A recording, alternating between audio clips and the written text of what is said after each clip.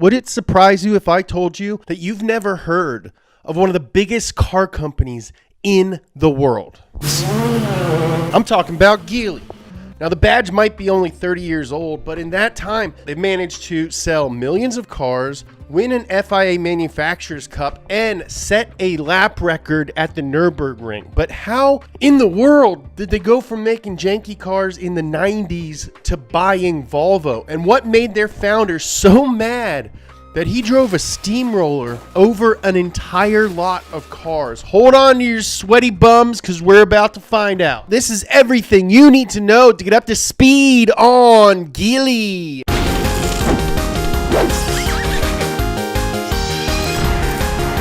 Chapter 1, The Legend of Li. It all started back in 1963 in a small Chinese village called Jiaxing. I'm going to say a lot of words wrong here. I'm going to do my best, but a lot of these are going to be pronounced wrong. It all started back in 1963 in a small Chinese village called Jiaxing, where a young boy was born by the name of Li Shufu. Li was an ambitious kid and often said outrageous things to make people laugh. Kind of like me. I can relate. Li would ride his bike around town, you know, normal kid stuff, take portraits of people and sell them for money. Normal. It was a viable first business for a young entrepreneur. And after that, he took up recycling precious metals, which proved to be more successful than photography.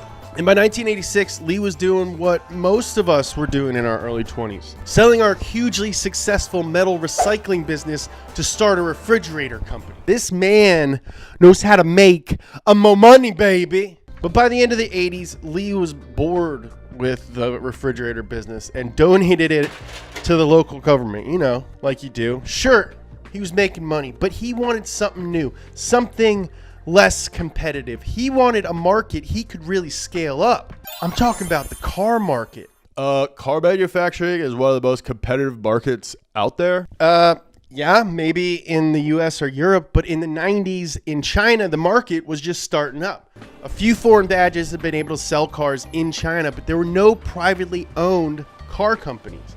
The Chinese government owned all of them at this point. They sold models that were designed and manufactured in China, but they also sold rebadged foreign cars, which were considered exotics. And by exotics, I mean like second-gen Passats, which sold in China for 29 years. That's longer than Nolan's whole life. Needless to say, many people thought Li was riding the cuckoo train to Crazyburg. He even went to a manufacturer who provided parts for Shanghai Volkswagen and was hoping to sign a contract, but when the man in charge heard Li's plan, the dude literally left the room without saying a word. He ghosted him in person. That's cold, man. That's ice cold. Now, despite the overwhelming odds against him, he remained undeterred and felt confident in his ability to design a car. Li said, "Cars are just two couches on four wheels. How hard can it be?" That is a literal quote from the dude. I want to put that on a shirt. Cars are just two couches with four wheels. Have truer words ever been spoken? I don't know. But since cars were proving difficult, Li went to the next best thing. He bought an old motorcycle factory that was on the brink of bankruptcy and started producing his own motorcycles, making it the first privately owned motorcycle company ever in China's whole history. And China has a lot of history. I think there's a restaurant in China that was established in the year 4. I'm not making that up. The year 4. He named the company Geely, which roughly translates to propitious, which roughly translates to indicating a good chance of success. It's propitious. Now, the Avengers Endgame here was not to keep making motorcycles, but to produce the opposite of a motorcycle. I'm talking about a luxury sedan. There's a problem though. No one at the factory knew how to make one. So Li bought a Mercedes E280 and started taking it apart. He studied and reassembled it piece by piece to fully understand the precision of its engineering. Then he bought a different car, a Hongqi, to provide the chassis and engine for his prototype, creatively named Geely No. 1. This car, how do you say, was not very good. It looked bad, drove bad, broke down a bunch, and Li quickly realized that building a luxury car for his first car might not have been the least ambitious idea. So Lee turned his focus to making cars that everyday Chinese citizens could afford. I mean, just simply owning a car was seen as a luxury in China at the time. And even the cheapest cars on the market, I'm talking Suzuki Altos, Daihatsu Charades, were upwards of $13,000. That's $24K in today's money. Lee wanted to make these hatchbacks better, but more importantly, he wanted to sell them for cheaper. So, like the Mercedes E280, he bought a few Charades and took them apart piece by piece and began to make them his own. Chapter 2. A crushing defeat. On August 8th, 1998, the very first production Geely model rolled off the line, the Haoqing, which translates to ambition. Featuring a 1.8-liter Toyota 4-banger, the same engine as the Charade, it only made 83 teenage horsepower, but for such a small hatch, it was pretty good. Unfortunately, though, pretty good didn't matter because no one bought them. Okay, they looked exactly like Daihatsu Charades, except the build quality was worse. The interior was full of hard plastic, the paint was terrible, and there were huge gaps in the panels which let water into the cab. Lee had a huge premiere party and only one person showed up.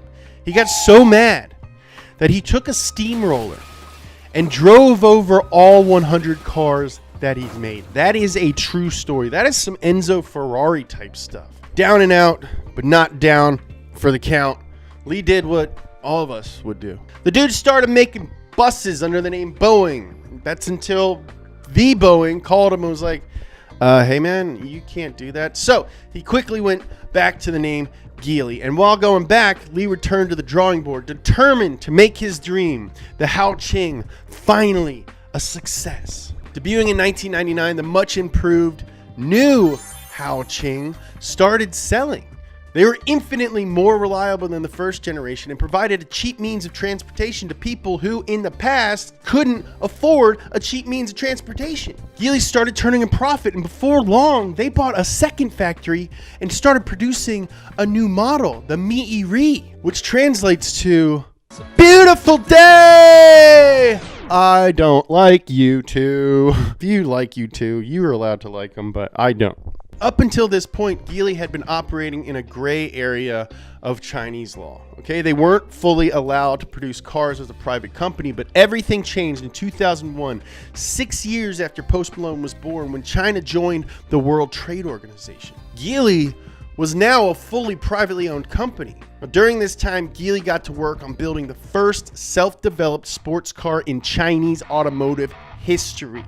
It was called the Meiring Bao, which translates to auspicious beauty level. It had a 1.5-liter Toyota motor and a 5-speed manual gearbox, which seems like it could be a decent car, but again, it didn't matter. Toyota, who had been supplying Geely, decided to double the retail price of their engines, making it financially impossible to continue with the development of their sports car. So, left with no other choice, Geely began developing an engine of their own.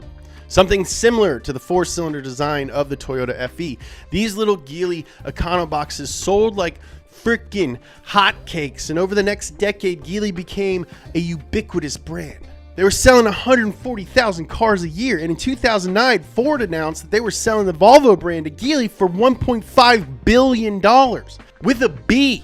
This was huge news. A company that 10 years before couldn't even sell one car was now buying one of the most recognizable car brands in the world? Yeah, it seems like a bunch of luck, but what if I told you Lee had planned this all out from the very start? Chapter 3, Sweden, the deal. $1.5 billion hairs for their legacy car company, Volvo. And in true Lee fashion, he let Volvo remain pretty much independent and allowed them to continue designing and producing their own cars with minimal oversight. Sure, it would have been more cost efficient to produce Volvos in China, but Lee kept the factories in Sweden and Belgium open, appeasing the homies at Volvo and all of their unions. In 2010, the deal was finalized, and Geely started using Volvo technology to make their own cars much better. Not only were they able to upgrade the existing Geely Econoboxes, but Lee was finally able to achieve his lifelong goal of developing luxury cars, and it couldn't have come at a better time. Chinese citizens were becoming wealthier. They wanted an affordable luxury car that could give them, as the kids say, clout. In 2015, Geely debuted the Baoru E.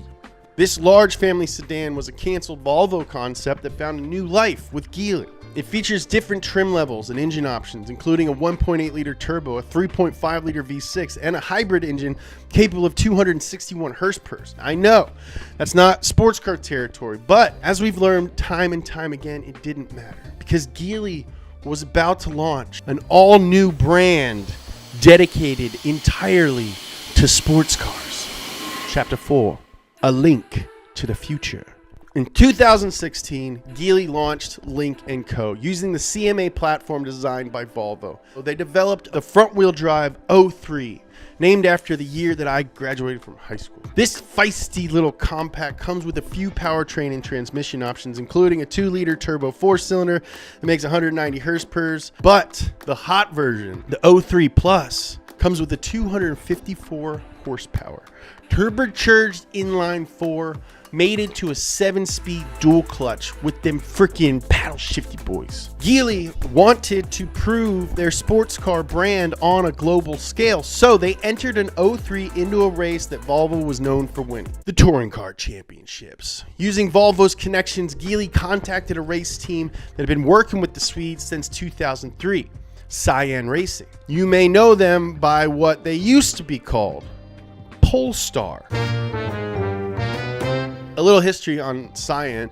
They won a bunch of touring car championships in the late 90s through the early 2000s with some of the sickest Volvos ever. A Super Touring 850 and an S40, both with 5-cylinder motors, which are right up there with my personal faves. And starting in 2018, they used the Lynk & Co. 03 as their platform. The Cyan Racing 03 TCR makes 350 horsepower and helped Cyan win the WTCR Manufacturers Cup in 2019, making it the first Chinese company to win an FIA-sanctioned race. And in early 2019, Volvo Performance Division started working on a 528 horsepower road car concept of the Lynk 03. And I just want to point out that this is an almost 600 horsepower 4-cylinder motor.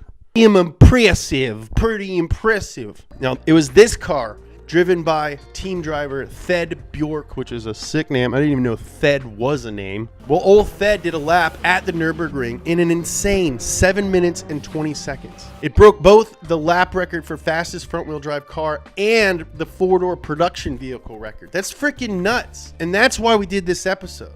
You guys need to know who these guys are because their future is fast. We learned a lot researching this episode. I was fortunate enough to make a new friend and talk to him. Shouts to Lulu. More power, baby. More power, baby. More power, baby. I think you're better. If you want to learn more about Chinese car culture, check out this episode of Wheelhouse. I love you.